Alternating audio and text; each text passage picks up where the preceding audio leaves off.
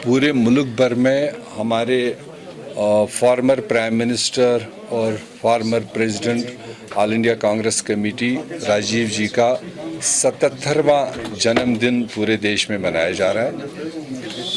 और राजीव जी और उनकी सोच, उनका मिशन आज भी हमारे लिए और देश के लिए उतना ही ज़रूरी है जितना उन्होंने अपने कम कार्यकाल में, चाहे वो ऑर्गेनाइजेशन में उनको काम करने का मौका मिला कुल हिंद कांग्रेस में, और तब उन्होंने ऑर्गेनाइजेशन को एक नई शेप, मॉडर्न शेप देने की कोशिश की।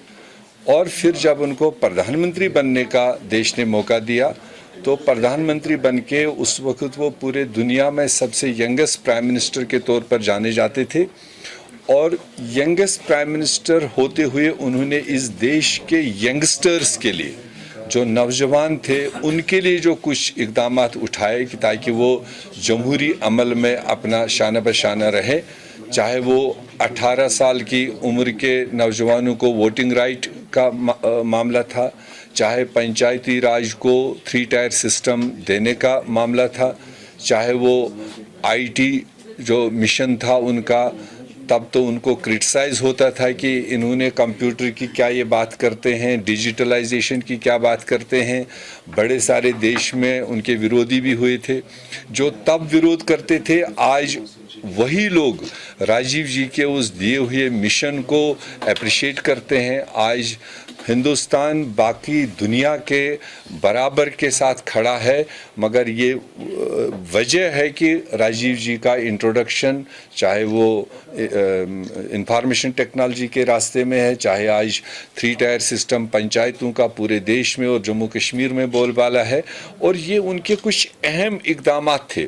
और दूसरा, जो उनका देश में अगर कहीं डिसेंट होता था, कहीं आवाज़ उठती थी, तो राजीव जी का सोच हमेशा उसमें था कि ये डायलॉग और डिस्कशन से हल करना, जिसकी मिसाल आपके सामने है। आसाम का मामला उन्होंने अपने वक्त पर हल किया, नॉर्थ ईस्ट का मामला हल किया, पंजाब में किस तरह की आगजनियाँ होती थी, उन्होंने वहाँ के डिसेंट आवाज़ को बुलाया, उनको बात सुनी और उसको हल किया। आज पंजाब हो, आसाम हो, नॉर्थ ईस्ट हो या और कई खिते हो, वो आज नॉर्मल है।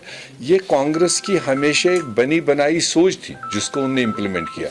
आज के हुकूमतों की तरह नहीं कि जहाँ कहीं पॉलिटिकली या जमहूरी तरीके से कोई डिसेंट की आवाज़ उठे और उनको बिल्डोजिंग करें, उनको मतलब उस तरह से दबाने की कोशिश की जा रही है कि जैसे इस मुल्क में जमहूरियत है ही नहीं।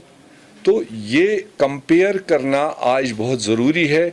कांग्रेस और पर्टिकुलरली राजीव गांधी जी ने अपने पीरियड में जो इस देश को नई दिशा दी, और आज जब हम कंपेयर करते हैं तो हम याद करते हैं वो राजीव जी के दिन और उनका सोच। और कांग्रेस पार्टी का ये अहद है कि हम उसी सोच को महात्मा गांधी से लेकर, नेहरू जी से लेकर, इंदिरा जी से लेकर, जो राजीव जी का दिया हुआ सोच है, और हम उस रास्ते पर चलते जाएंगे।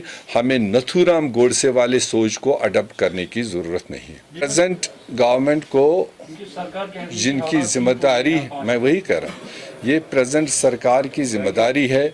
दिल्ली से लेकर श्रीनगर तक एक सोच की सरकार है, और जब वो एक तरफ नेशनल और इंटरनेशनल प्लेटफार्मों पर बड़े बड़े दावे करते हैं कि after abrogation, after bifurcation, downgrading of state, Jammu Kashmir normalize हुआ, वहाँ दूसरी तरफ जो इंसिडेंट्स हो रहे हैं, जो पॉलिटिकल किलिंग्स हो रही है, वो चाहे किसी जमात के हो, हमने ज़ाती तौर पार्टी की तरफ से उस सारी चीज़ को कंडेम किया, मगर सोचने का टाइम है कि या तो वो इंटरनेशनल और नेशनल फोरमों पर गलत इंफॉर्मेशन दे रहे हैं, या फिर ज़मीनी सतह पर उनसे सिचुएशन काबू नहीं हो रही है।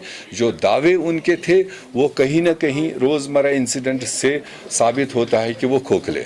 देखिए, कांग्रेस ने हमेशा जमहूरी, जो मैं अभी जिक्र कर रहा था, जमहूरी तर्ज अमल से जो मेन स्ट्रीम पर रह कर के अपनी बात रखें, उनके अपनी शिकायतें हों, उनको हल करने की हमेशा नुमाइंदगी की है।